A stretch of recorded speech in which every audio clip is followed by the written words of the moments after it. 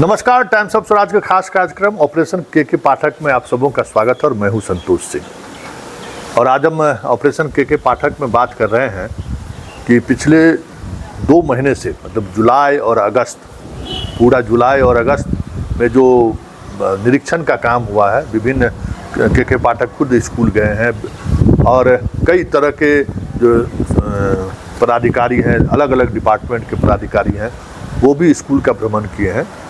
और इस निरीक्षण के दौरान जो 4 महत्वपूर्ण बातें सामने आई हैं, जिसको लेकर कल बृहद चर्चा हुई है, वो 4 बातें ये हैं कि स्कूल में छात्रों की उपस्थिति अब 50%, मतलब एवरेज अगर बात करें तो 50% उपस्थिति हो चुकी है।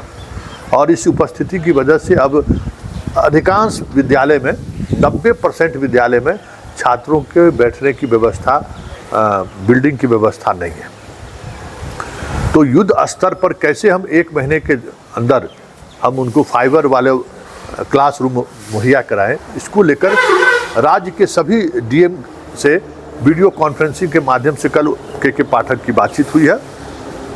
और उस बातचीत के बाद पूरे देश स्तर के लगभग 20 से अधिक एजेंसियां ने दिलचस्पी दिखाई है बिहार में इस तरीके के एक खास मॉडल के स्कूल बनाने को लेकर। मॉडल तय हो रहा है, मुख्यमंत्री की सहमति मिलनी बाकी है। प्रेजेंटेशन के बाद एक खास मॉडल में आपको बिल्डिंग बनाई जाएगी, फाइबर की बिल्डिंग बनाई जाएगी। कई जगह आप देखते होंगे, कई जगह अस्थायी कार्यालय बनता है बरसों, खास करके इंजीनियरिंग सेक्शन वाले जो लोग काम करने के लिए आते हैं, आपको बड़े बड़े ब्रिज बनाने का काम जो कर रहा है, सड़क बनाने का काम कर रहा है, उसका पूरा स्ट्रक्चर, रहने खाने पीने, बाथरूम से लेके, रसोई रूम से लेके, मीटिंग रूम से लेके, ऑफिस चैम्बर, सब कुछ उसी बस लोहा के रॉड पे पूरा कसा रहता है। एक खास तरह के प्लास्टिक के फैब्रिक से वो बना रहता है और उसी से बरसों बरस तक उसमें उन लोगों का काम होता है। गर्मी नहीं लगेगी उसके लिए भी उसमें व्यवस्था है। तो वो सारे इस तरीके के राष्ट्रीय स्तर पर जो बड़ी कंपनियां हैं, उन कंपनियों को आमंत्रित किया गया है और 1 महीने में पूरे प्रदेश में लगभग 5000 से अधिक विद्यालयों का चयन हुआ है जहां ये बिल्डिंग बनानी है। इसलिए एजेंसी को ज़्यादा से ज़्यादा एजेंसी को इन्वॉल्व किया जा रहा है कि ज़्यादा से ज़्यादा एजेंसी हो कि अक्टूबर में हमें वो इस तरीके का बिल्डिंग उपलब्ध करा दें। डीएम उसके नोडल पदाधिकारी होंगे, सारे एजेंसी। सबसे बड़ी बात है कि के पाठक के आग्रह पर मुख्यमंत्री सचिवालय ने पूरे सरकारी महकमा को, शिक्षा विभाग को स्ट्रेंथिंग करने में, मजबूती करने में लगा दिया है कि आप उनको हर तरह का सहयोग आप कीजिए। थाना से लेके एसपी कार्यालय तक, बीडीओ सीओ से लेकर डीएम कार्यालय तक, तमाम विभाग के जो एक्सपर्ट हैं, इंजीनियर हैं, डॉक्टर हैं, सब कोई जो जितने विभाग हैं सरकार के, सारे विभाग को इस मिशन को सफल बनाने में योगदान करने को कहा गया है। मतलब समझिए कि आने वाले दिनों में आपको किस डिपार्टमेंट के कौन सा अधिकारी आपके स्कूल में पहुंच जाए, निरीक्षण करने नहीं, आपको सहयोग करने के लिए आप हैरान रह जाएंगे। इस तरीके की चीज़ें चल रही हैं। युद्ध स्तर पर सभी स्कूलों में इस खास तरीके के फैब्रिक का इस क्लासरूम बना देना है, ये तय हो गया है। इसका विधिवत टेंडर की प्रक्रिया चल रही है और राष्ट्रीय स्तर पर जो मानक तय है, उस मानक के अनुसार ये बिल्डिंग बनेगी फैब्रिक का, मतलब कोटेड प्लास्टिक ही होता है उसको कहिए, उससे वो बिल्डिंग बनेगी। तो पहली बिल्डिंग की समस्या के समाधान पर निर्णय हो गया। दूसरी समस्या शिक्षक को लेकर है और बड़ी समस्या है, क्योंकि विभाग का मानना है कि बीपीएससी जो परीक्षा लिया है और ट्रेनिंग वगैरह की प्रक्रिया पूरी होते होते 2024 में वो लोग स्कूल में बहाल होने की स्थिति में आएंगे। मतलब 2024 में वो लोग स्कूल में पहुंचेंगे, फिर भी शिक्षकों की काफ़ी कमी रहेगी। ऐसे में हर जिले में एक एजेंसी के माध्यम से बहाली होगी, लेकिन उस पूरी बहाली की जिम्मेवारी डीएम के अंदर होगी और स्कूल के हेडमास्टर चयन करेंगे। सिर्फ पेमेंट और बाकी जो प्रक्रिया है वो प्रक्रिया एजेंसी के माध्यम से होगी, क्योंकि सरकार उसमें शामिल नहीं होना चाहती है। जैसे बहुत सारी एजेंसी में आउटसोर्सिंग करके लोग काम करते हैं, वो बहाली नहीं करेगा। एक बात समझ लीजिए, उन्हें बहाली की अनुमति नहीं होगी। वो प्रिंसिपल जो स्कूल के हेडमास्टर हैं, वहाँ के बीडीओ सीओ ये से लेके डीएम तक एक शैक्षणिक योग्यता क्या है, किस तरीके से वो पढ़ा सकते हैं, लोकल लोगों को ज़्यादा महत्व, मतलब प्रखंड के लोगों को ज़्यादा महत्व दिया जाएगा, और उनकी शैक्षणिक योग्यता क्या है उस आधार पे उन्हें आउटसोर्सिंग के माध्यम से स्कूल का आवंटन इसी महीने मतलब सितंबर में तमाम स्कूलों में अतिथि टीचर को अपॉइंट कर देना है। पुराने जो टीचर हैं जो अभी रिटायर हुए हैं, अगर वो पढ़ाना चाहते हैं उन्हें सबसे पहले उनकी जो शैक्षणिक योग्यता क्या रही है, वो किस तरीके से पढ़ने पढ़ाने में उनकी किस तरीके की अभिरुचि रही है, ये सारी बातें समीक्षा के बाद जो रिटायर्ड शिक्षक हैं उनको सबसे ज़्यादा प्राथमिकता दी जाएगी। हाई स्कूल और 10 में सबसे ज़्यादा उनको महत्व दिया जाएगा। मिडिल और प्राइमरी स्कूल में जस्ट उतनी महत्ता, लेकिन हाई स्कूल के टीचर अगर हैं तो उनको सबसे ज़्यादा महत्व दिया जाएगा। एक चीज़ें ये जोर शोर से चल रही है। साथ ही हर ज़िले में जो आप देखते हैं कि शिक्षा पदाधिकारी की बड़ी कमी है, तो जो रिटायर्ड शिक्षक हैं, खास करके हाई स्कूल के जो रिटायर्ड शिक्षक हैं जिनको पर्याप्त प्रशासनिक अनुभव भी है, पठन पाठन का भी अनुभव है, वो ज़िले में ऐसे 10-15 लोगों को अपॉइंट करने का एक निर्णय हुआ है कि जो पुराने रिटायर्ड शिक्षक हैं उनको आप बहाल करिए और वो शिक्षा पदाधिकारी के रूप में काम करेंगे। हर प्रखंड में 2-3 प्रखंड पर जो है एक क्लस्टर बनाकर उसमें उनकी जिम्मेवारी होगी, क्योंकि उनके पास पढ़ाने की भी का भी अनुभव है और प्रशासनिक अनुभव भी है।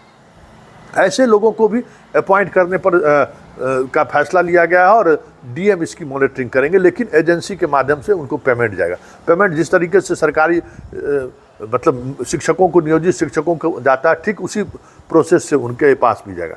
तो शिक्षकों की समस्या का भी इस महीने में समाधान कर लेना है। उसके बाद लैब को लेकर काफ़ी समस्याएं हो रही हैं। लैब टेक्नीशियन नहीं है, लैब का कोई व्यवस्था नहीं है। इसको लेकर भी कैसे बेहतर हर स्कूल में, खास करके 10th और 12th में लैब की व्यवस्था कैसे हो, इसको लेकर भी बड़े स्तर पर बातचीत हो रही है। क्योंकि बिहार से जो पढ़े हुए बच्चे हैं, जो टीचर बने हैं, उन्होंने कभी लैब में कोई काम किया ही नहीं, उनको कुछ आता ही नहीं है। ये एक बड़ी समस्या है।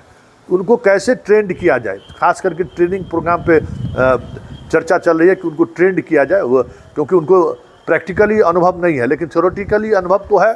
उनको ट्रेनिंग दिया जाए, हर अनुमंडल में एक अलग तरीके की ट्रेनिंग की व्यवस्था, और उसमें आउटसोर्सिंग किया जाए। जो इसके जानकार हैं उनको बुलाया जाए, और कॉलेज के प्रोफेसर से भी मदद लिया जा रहा है, विश्वविद्यालय से भी मदद लेने की बातचीत चल रही है कि जो उनके यहाँ इस तरीके के एक्सपर्ट हैं, जो प्रयोगशाला में कैसे काम होता है ये अगर सिखाएं तो उनको आउटसोर्सिंग करने की बातचीत हो, उनसे सहयोग मांगा जा रहा है। और चौथी समस्या साफ सफाई को लेकर है।